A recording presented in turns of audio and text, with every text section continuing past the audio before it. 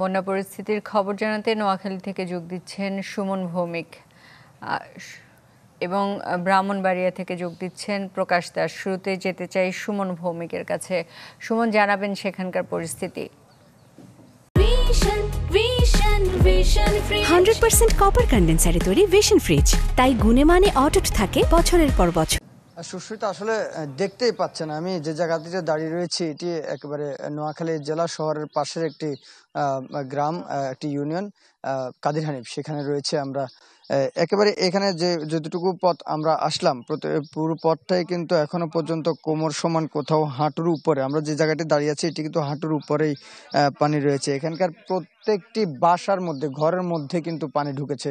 বেশিরভাগ বয়স্করা বা নারীর যারা রয়েছে তাদেরকে পার্শ্ববর্তী জেলা শহরে নিয়ে তাদেরকে রাখা হয়েছে বিভিন্ন বাসা বাড়িতে, বা তাদের যে আত্মীয় স্বজন রয়েছে সেখানে রাখা হয়েছে, স্কুল কলেজগুলোতে রাখা হয়েছে। এখানকার মানুষ সবচেয়ে যে আতঙ্কটা এখন পর্যন্ত তাদের মধ্যে আছে যে রাতের বেলায় সাপ বা অন্যান্য যে বাণিজ্য যে ইয়েগুলো ছিল সেগুলোর কারণে কিন্তু অনেক সমস্যায় আছে এখানকার মানুষ। সবচেয়ে যারা বাসা বাড়িতে এখন রয়েছে তারা কিন্তু বিশুদ্ধ পানি বা বাথরুম ব্যবহার এসব নিয়েই কিন্তু সবচেয়ে বেশি সংকটে রয়েছে এখানকার মানুষ। গত এক সপ্তাহের বেশি সময় ধরে এই পুরো এলাকাটাতে কিন্তু বিস্তীর্ণ এলাকা জুড়েই কিন্তু পানি। এখানে এই পরিমাণ পানি উঠেছে যে সেটা কবে নাগাদ এই পানিগুলো নামবে সেটা কিন্তু তারা বলতে পারছে না। কারণ গত 2.5 দিনের মতো, অর্থাৎ পরশুদিন 2টার পর থেকে কিন্তু এখনো পর্যন্ত বৃষ্টি হয়নি। বৃষ্টি না হলেও কিন্তু এখানকার পানি কমছে না, ফলে দুর্ভোগ কিন্তু দিন দিনে বাড়ছে এখানকার মানুষের, এবং রোগ ব্যাধি সহ নানা, বিশেষ করে ডায়রিয়া আক্রান্ত হচ্ছে এখানকার যারা লোকজন রয়েছে। কয়েকজনের সাথে কথা হয়েছে যে সম্প্রতি কয়েকজন গর্ভবতী মাকে কিন্তু নিতে খুব কষ্ট হয়েছে, কারণ ছোট ছোট ডিঙ্গি নৌকা ব্যবহার করে তারা পারাপার করছে। সব মিলে আসলে এখনো পর্যন্ত মানুষের মধ্যে স্বস্তির কোনো আভাস দেখা যাচ্ছে না। সুস্মিতা। সুমন ভৌমিক, আপনাকে ধন্যবাদ। চলে যেতে চাই ব্রাহ্মণবাড়িয়ায় আছেন প্রকাশ দাস। প্রকাশ, সেখানকার পরিস্থিতি জানাবেন।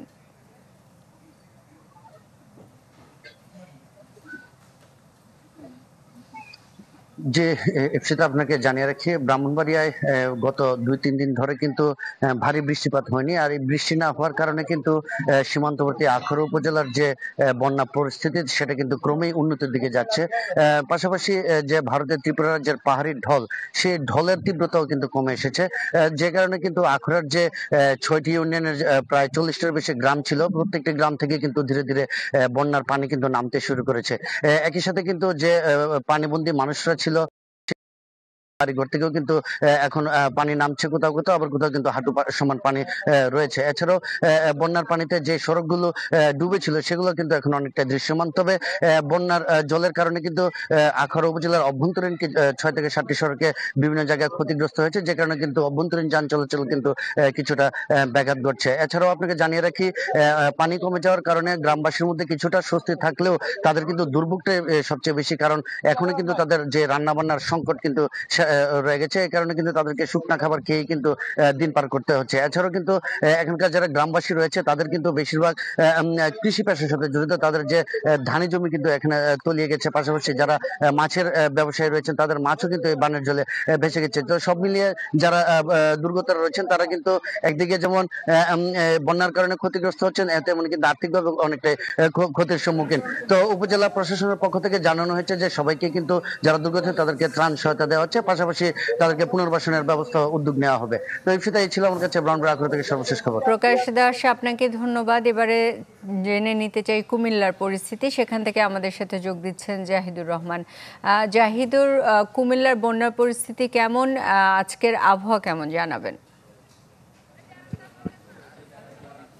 সুস্মিতা, আপনি দেখতেই পাচ্ছেন যে আকাশে কিন্তু আজকে রোদ, মানে গত 2 দিন ধরে কুমিল্লায় কোনো বৃষ্টিপাত নেই। পাহাড়ি যে ঢল ছিল সেই ঢলটাও কিন্তু আসলে কিছুটা পানির যে তীব্রতা সেটা কিন্তু অনেকটা কমে এসেছে এবং আমরা এটা দেখতে পাচ্ছি। তবে এখানে যে সমস্যাটা তৈরি হয়েছে পাহাড়ি ঢলে গত পরশুদিন যে ভাঙ্গন তৈরি হয়েছে কুমিল্লার বুড়িচং উপজেলা বুরবুরিয়া এলাকায়, সে ভাঙ্গনের কারণে কিন্তু বুড়িচং উপজেলা ছাড়াও আপনার বেশ কয়েকটি ইউনিয়ন ব্রাহ্মণপাড়ার যে সেখানেও কিন্তু প্লাবিত হয়েছে এবং পর্যায়ক্রমে কিন্তু এই পানিটাই কিন্তু গ্রাম থেকে গ্রাম ছড়িয়ে পড়ছে। এতে করে কিন্তু এখানকার যারা সাধারণ মানুষ আছেন তারাও কিন্তু আসলে ভোগান্তির মধ্যে পড়েছেন, এটা আমরা দেখতে পেয়েছি। এবং তারা কিন্তু কেউ কেউ দেখছে যে হাঁটু পানি এবং কোমর পানি পর্যন্ত আসলে ভিড় করে মানে আপনার এটা পানি দিয়ে কিন্তু আপনার যে আশ্রয় নিরাপদ সেখানে ছুটে যাচ্ছেন। এবং কেউ কেউ আমরা দেখতে পাচ্ছি যে ত্রাণের গাড়ি নিয়েও কিন্তু এলাকায় আসছেন। এবং এতে করে কিন্তু আমরা দেখেছি যে নৌকা না থাকার কারণে তারা ত্রাণ সরবরাহ করতে গিয়েও কিন্তু বেশ ভোগান্তির মধ্যে পড়েছেন। তো আমরা দেখতে পাচ্ছি যে এখানে একটি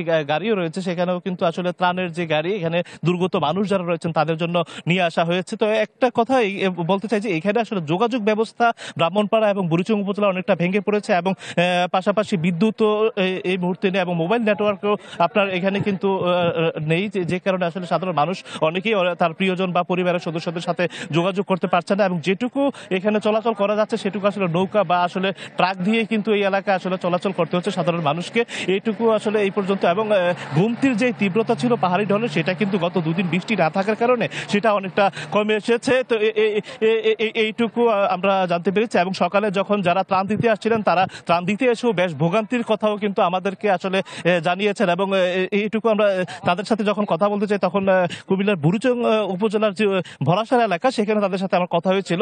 তারা বলছেন যে আমরা আসলে ঢাকা থেকে এসেছি, কেউ আবার দেখা যাচ্ছে যে পার্শ্ববর্তী অন্যান্য জেলা থেকেও এসেছেন ত্রাণ নিয়ে। এখানকার যারা সাধারণ মানুষ রয়েছেন তাদেরকে সরবরাহ করার জন্য কিন্তু এখানে নৌকা না থাকার কারণে তাদেরকে কিন্তু শহরেই ফিরে যেতে হয়েছে, এটুকু আমরা আসলে দেখতে পেরেছি। তো এক্ষেত্রে আপনার সাধারণ মানুষ যারা রয়েছেন তাদের কিন্তু খাদ্যাভাব এবং হচ্ছে খাদ্য সংকট দেখা দিয়েছে। কেউ কেউ শুকনো খাবার খেয়েও আসলে দিন পার করছেন, আবার কেউ পাচ্ছেনই না, এমনটাও তথ্য আমাদের কাছে রয়েছে। তো এই ছিল কুমিল্লা থেকে সর্বশেষ। সুস্মিতা। জাহিদুর রহমান, আপনাকে ধন্যবাদ। আমাদের সহকর্মীরা বিভিন্ন এলাকার বন্যা পরিস্থিতির খবর জানাচ্ছিলেন।